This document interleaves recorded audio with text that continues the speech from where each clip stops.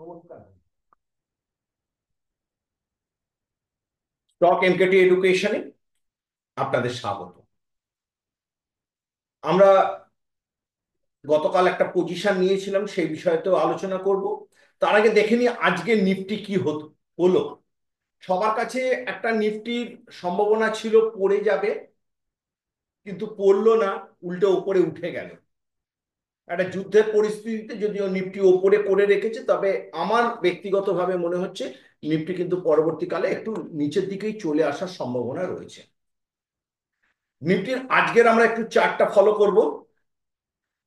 আজকে দেখুন সকালবেলা যে একটা খুব শর্ট পিরিয়ডের জন্য জাস্ট এসছিল এবং এখানে কেউ ট্রেডই করতে পারেনি, তারপরে কিন্তু ওভারঅল একটা জায়গায় সারা দিনই একটা অনিশ্চয়তার মধ্যে কিন্তু মার্কেট কেটেছে।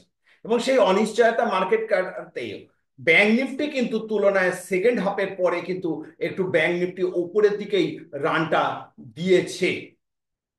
কিন্তু ব্যাংক নিফটির এই যে রেজিস্ট্যান্স, কালকে যদি এই রেজিস্ট্যান্সটা মানে 54,600 রেজিস্ট্যান্সটা টপকাতে না পারে, তাহলে কিন্তু ব্যাংক নিফটি আবার নিচে চলে যাবে। আমাদের গতকালে ব্যাংক নিফটির পজিশন নেওয়া ছিল এবং রিলায়েন্সের পজিশন নেওয়া ছিল। রিলায়েন্সটা আমরা একটু দেখে নিই। রিলায়েন্স দেখুন পড়েছে আজকে। আজকে আমরা যদি এই যে সকাল থেকেই রিলায়েন্স একটু মধ্যখানে ওঠার চেষ্টা করলো, কিন্তু আলটিমেট পড়লো কেন? আমরা কি দেখে পজিশন নিয়েছিলাম সেটা আমরা একটু আলোচনা করছি। একদম নিফটি ওপরে উঠে গেছে, ওপরে দোজি প্যাটার্ন। এখান থেকে কিন্তু রিলায়েন্সের একটা পতন অবশ্যম্ভাবী ছিল। যদি আজকে মার্কেটটা একটু বেশি পতন হতো, তাহলে কিন্তু রিলায়েন্স প্রায় চলে আসতো 14,000 নয়, 13,000, প্রায় 70-এর মতো। আমাদের প্রথম টার্গেটই ছিল 14,000, এই 1406, সরি 1370-এ চলে আসার কথা, কারণ এটা আমরা এখন আহ, এই মুহূর্তে দাঁড়িয়ে রয়েছে 1405। 1405 আমাদের একটা ফার্স্ট টার্গেট ছিল। নিফটিকে আমরা কিন্তু যারা আমাদের টেলিগ্রাম চ্যানেলে আছেন তারা জানেন যে নিফটিকে আমরা কিন্তু একটা স্ট্র্যাটেজি আমরা বলেছিলাম। নিফটি ফিউচারকে আমরা সেল করতে বলেছিলাম 1423-এর লেভেলে, আর সেই এগেনস্টে আমরা একটা কল বাই করতে বলেছিলাম। সেটার ফলে আজকে প্রায় 2,500 টাকার মতো প্রফিট হয়েছে এবং সেটা আমরা নিজেরা করেছি। এটা পুরোটাই এডুকেশন পারপাস, আপনারা দেখে নিন। সেটা আমরা নিজেরা করেছি। এটা হচ্ছে রিলায়েন্সের কালকের আমরা পজিশন নিয়ে গেছিলাম, 3,200 টাকা লস আছে।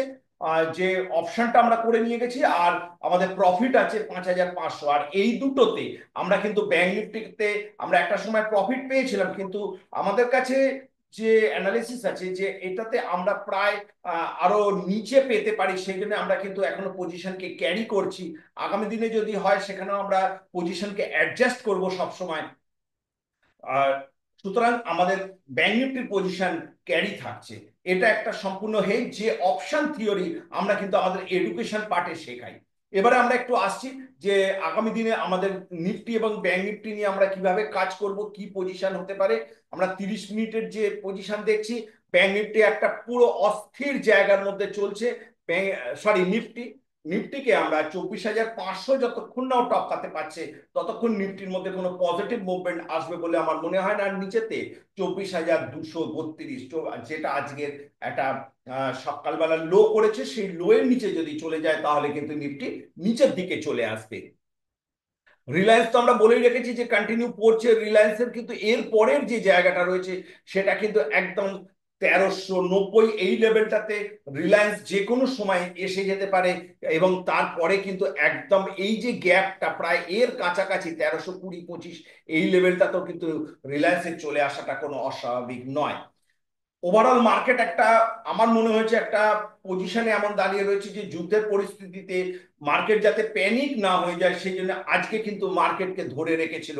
কিন্তু আপনারা যদি একটু চার্টগুলোতে ফলো করেন, আপনারা দেখছেন যে প্রথম পার্টেই সকালবেলার যে চার্ট তৈরি হয়েছিল আজকে, সেই সকালবেলার চার্ট কিন্তু আজকে ছিল সকালবেলা কিন্তু লো 24,300 থেকে প্রায় 200 পয়েন্টের একটা 30 মিনিটের র্যালি নয়, আমি বলবো এটাকে আমরা যদি 1 মিনিটে করে নিই, সেই আলটিমেট সেই 1 মিনিটেই কিন্তু এই র্যালিটা আজকে সকালবেলা দিয়ে গেছে আমরা সেটাকে দেখাচ্ছি যে এটা আমার কাছে মনে হয়েছে আমার এতদিনের অভিজ্ঞতাতে যে এই র্যালিটা ছিল সকালবেলা জাস্ট খুলেছে, একদম নিচ থেকে কন্টিনিউ এই র্যালিটা দিয়ে গেছে। এটা ছিল যাতে যুদ্ধের পরিস্থিতিতে মানুষ প্যানিক না হয়, আহ, কারণ ভারতবর্ষ সীমান্তে এখন যুদ্ধের দামামা বেজে রয়েছে, সুতরাং সেখানে ভারতীয় শেয়ার বাজার যাতে কোনো রকম ক্ষতিগ্রস্ত না হয় সেটারই একটা প্রচেষ্টা ছিল মনে হয়। সুতরাং আজকে মার্কেট পড়েনি, কিন্তু আগামী দিনে একটা প্রফিট বুকিং হওয়ার সম্ভাবনা আছে। মার্কেট পড়বে বলছি না, কিন্তু একটা হেলদি প্রফিট বুকিং হবে। কেন হেলদি প্রফিট বুকিং হবে সেটাও আপনারা একটু দেখে নিন। আমরা যদি নিফটির চার্টটাতেও দেখি, নিফটিও দেখুন একটা কিন্তু অনেকটা ওপরে, এই যে কনস্ট্যান্ট একটা ওপরে উঠেছে, এই খুব আর বেশি ওপরে নেই। এখান থেকে একটা হয়তো এই নিচের লেভেল অব্দি একটা প্রায় ওই 23,700 অব্দি একটা প্রফিট বুকিং এসে নেক্সট যে নিফটির হেলদি র্যালি সেই র্যালিটা চালু করবে। আর গতকালের আমাদের ইউটিউবে কি দেওয়া ছিল সেটা আমরা আমাদের ডেসক্রিপশন বক্সে দিয়ে দিচ্ছি, সুতরাং দেখে নিন। আমরা এডুকেশনটা দিই যাতে আমরা শেখাই কি করে শেয়ার মার্কেট থেকে রোজগার হবে, এবং অপশনের একটা ইজি পদ্ধতির মাধ্যমে আমরা এটাকে শেখাই। ধন্যবাদ, আপনারা আমাদের সাথে থাকবেন। আর আমাদের চ্যানেলটা কেমন লাগলো অবশ্যই জানাবেন এবং কমেন্টস করবেন। আর আপনার বন্ধু বান্ধবদের শেয়ার করতে কিন্তু একদম ভুলবেন না। ধন্যবাদ।